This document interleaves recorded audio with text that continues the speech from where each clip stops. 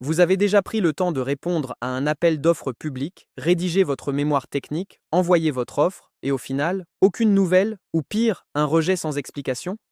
Vous vous demandez peut-être pourquoi vos concurrents gagnent alors que vous aviez, selon vous, toutes les chances. La vérité, c'est qu'il existe des erreurs classiques qui coûtent très cher, et que beaucoup d'entreprises répètent sans même s'en rendre compte.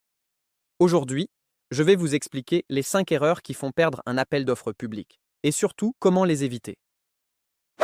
Commençons par la première, sûrement la plus courante, envoyer un mémoire technique générique et non personnalisé. Beaucoup d'entreprises ont un document type qu'elles ressortent à chaque consultation, en changeant simplement le titre et quelques phrases. Mais les acheteurs publics repèrent ça immédiatement. Vous savez pourquoi? Parce qu'un mémoire technique doit être une réponse personnalisée. L'acheteur attend que vous lui montriez que vous avez lu son dossier, que vous avez compris ses besoins spécifiques. Imaginez que vous fassiez un entretien d'embauche et que vous récitiez la même lettre de motivation à chaque recruteur. Résultat, ça ne marche pas. Pour un appel d'offres, c'est pareil.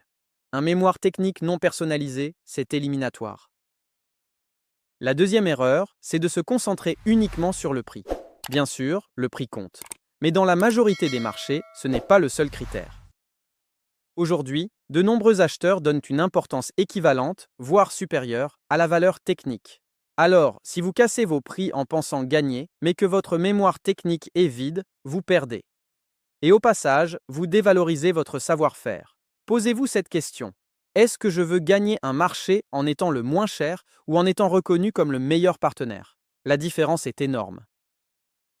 Troisième erreur, recopier le cahier des charges sans apporter de valeur ajoutée. Beaucoup d'entreprises reprennent point par point le CCTP, le cahier des clauses techniques particulières, et rédigent un mémoire technique qui ressemble à une paraphrase. Mais ça, ce n'est pas une réponse. Ce que l'acheteur veut, ce n'est pas lire ce qu'il a lui-même écrit. Ce qu'il veut, c'est savoir comment, vous, avec vos moyens, votre organisation et vos méthodes, vous allez exécuter le marché. C'est là que vous devez faire la différence. Si le CCTP demande un planning, donnez un planning concret, adapté à votre mode de fonctionnement, pas juste une répétition de la phrase. Sinon, votre mémoire technique est plat et sans relief. Quatrième erreur, négligez les preuves et les références. Beaucoup d'offres restent trop théoriques. On lit de belles promesses, des phrases comme « nous garantissons la qualité » ou « nous mettons tout en œuvre pour satisfaire le client ». Mais sans éléments concrets derrière, ça ne vaut rien. Un acheteur veut des preuves. Ça peut être des exemples de chantiers réalisés, des références clients, des certifications, des photos, des chiffres. Plus vous êtes concret, plus vous rassurez. Et plus vous rassurez, plus vous marquez des points. Posez-vous cette question. Si j'étais à la place de l'acheteur, qu'est-ce qui me donnerait confiance? Cinquième erreur, ignorer la forme et la lisibilité. Un mémoire technique de 30 pages, sans structure claire, sans titre, sans mise en page, c'est décourageant. L'acheteur n'a pas le temps de chercher l'information. Votre objectif, c'est de lui faciliter la tâche. Utilisez une structure logique, suivez les critères de notation, soyez clair et concis. Et surtout, évitez les longs pavés de texte. Un bon mémoire technique, ce n'est pas forcément un mémoire technique long. C'est un mémoire technique qui va droit au but, qui met en avant vos points forts et qui se lit facilement. Vous voyez, ces erreurs paraissent simples, mais elles expliquent une grande partie des échecs. Beaucoup d'entreprises pensent que répondre à un appel d'offres, c'est juste remplir un dossier et l'envoyer. Mais en réalité, c'est un véritable acte de vente. Vous ne vendez pas seulement un prix, vous vendez une organisation, une expertise, une fiabilité.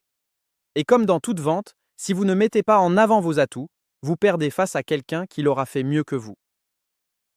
Alors, comment éviter ces erreurs? Personnalisez toujours vos réponses, même si vous partez d'une trame. Travaillez votre mémoire technique comme un document de persuasion, pas comme un simple formulaire. Ne vous focalisez pas uniquement sur le prix, montrez votre valeur ajoutée, apportez des preuves, soyez concret. Et soignez la forme pour que votre offre donne envie d'être lue. En résumé, les 5 erreurs qui font perdre un appel d'offres public sont simples à retenir. Le mémoire technique non personnalisé, le prix comme unique argument, le copier-coller du CCTP, l'absence de preuves et de références, et enfin une forme négligée. Corrigez déjà ces points et vos chances de succès augmenteront nettement.